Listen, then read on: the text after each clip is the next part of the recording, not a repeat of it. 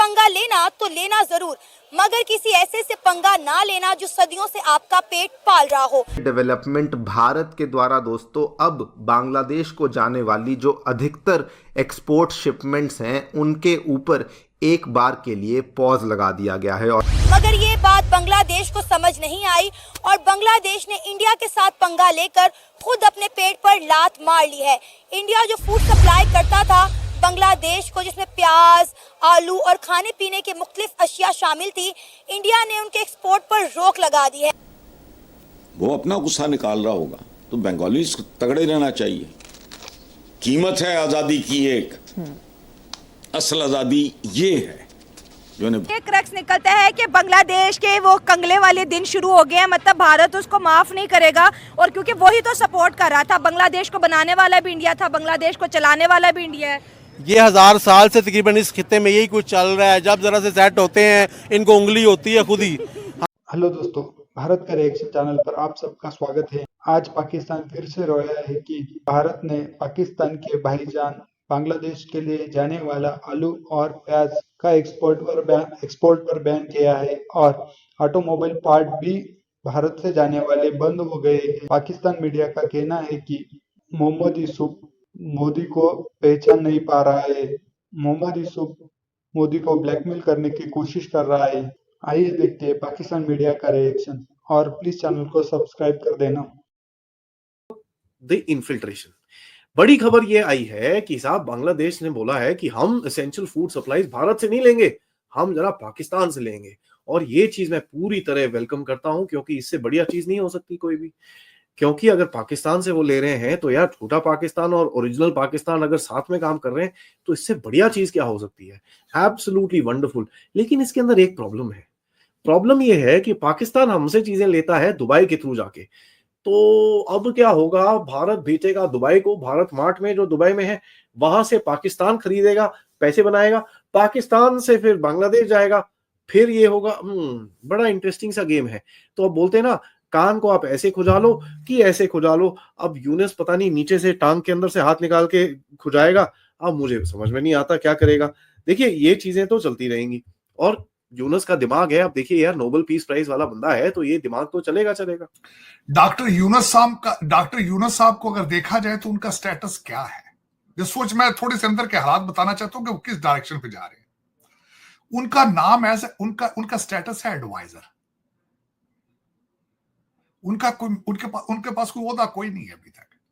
और दूसरा, उन्होंने डॉक्टर यूनुस साहब ने अगले दिन तकरीर फरमाई है, बड़ी कंट्रोवर्सल सी। उन्होंने कहा है कि हम रिफॉर्म करेंगे, हमारा काम है रिफॉर्म करना, हो सकता है उसमें 4 साल लग जाए।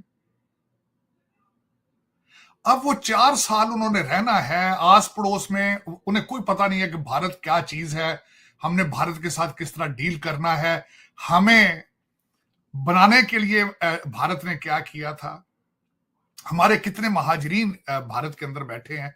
ये डॉक्टर यूनुस साहब को कोई अंदाजा नहीं इस चीज का, कोई अंदाजा नहीं। सार्क कंट्री का उन्होंने बिल्कुल आपकी बात ठीक है, ब्लैकमेल करने के लिए उन्होंने ताश का पत्ता फेंका है। इसके अलावा इसकी सूरत इसके बारे में कुछ। और फिर साथ ही उसमें वो कहते हैं कि ये पॉसिबल नहीं है, भारत और पाकिस्तान के रिलेशनशिप की वजह से सार्क आगे ग्रो ही नहीं कर पाया।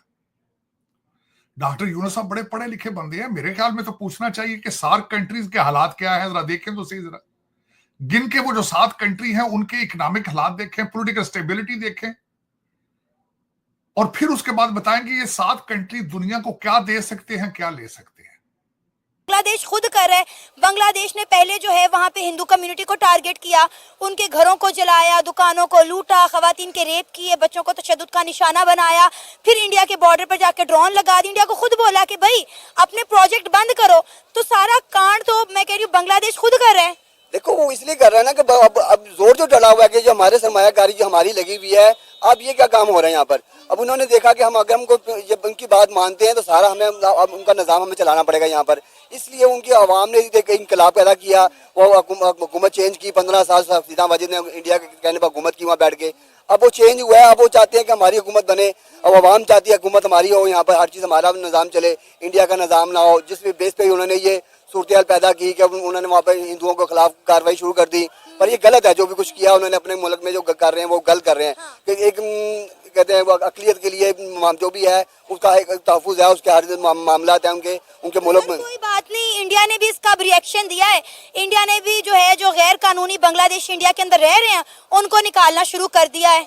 ये तो गलत है ना, एक तो दिखावा हो रहा है, एक दूसरे को दिखाने के लिए, एक दूसरे का बढ़ बढ़ के मामला करने के लिए हो रहा है कि वो कर रहा है तो मैं भी करूंगा। उसकी आवाम ने भी कहना शुरू कर दिया कि जी यहाँ से बंगाली निकालो जी, इनके बंद भी ये कर दो, इनके सारा निजाम खत्म कर दो। ये तो काम गलत हो रहा है ना, गलत। अब आते हैं बड़ी बात पे। बड़ी बात है घुसपैठियों को कैसे भगा रहे हैं। घुसपैठियों को भगाने के लिए जो मेरे को अभी दिखता है 4 प्रॉन्ग स्ट्रैटेजी है, 1 2 3 4। सबसे पहली स्ट्रैटेजी है कि साहब इनके जितने भी आईडी कार्ड वाले हैं जो इनके लिए फेक आईडीज बनाते हैं उनको जरा पकड़िए। अभी तक मेरे अकाउंट से 67 बंदों को पकड़ चुके हैं जो इनके लिए फेक आईडीज बनाते थे, यूपी में, बिहार में, वेस्ट बंगाल में, उड़ीसा में, झारखंड में और छत्तीसगढ़ में। 67 लोग।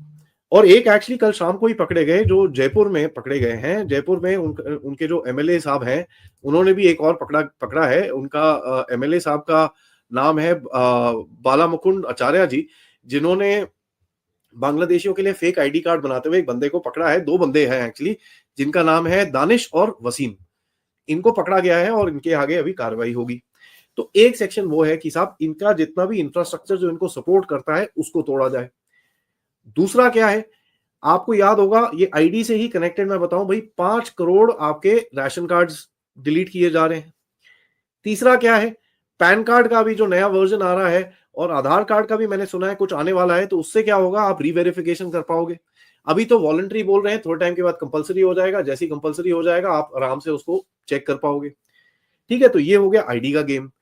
और इनके अगर आप राशन कार्ड और ये सब कैंसिल करो तो ये गवर्नमेंट से जो स्कीम्स में ये लोग जिंदा रहते हैं और जो स्कीम्स में हमारे पैसे से खा रहे हैं वो सब बंद हो जाएगा। तो इनके पास खाने के लिए नहीं रहेगा तो फिर प्रॉब्लम हो जाएगी। अब दूसरे एस्पेक्ट पे आते हैं। दूसरे एस्पेक्ट पे ये आते हैं कि भैया अभी पकड़े जा रहे हैं, एक एक दो करके बंदों को पकड़ा है। उस दिन 3-4 लोगों को पकड़ा, कहां पर, महाराष्ट्र के अंदर। फेक आईडीज थे इनके पास, उठाया गया, फटाफट कोर्ट लेके गए, ठकाठक इनके ऊपर केस किया गया। फेक डॉक्यूमेंट्स थे, टेरर का केस बनाया गया और इनको सजा दी गई।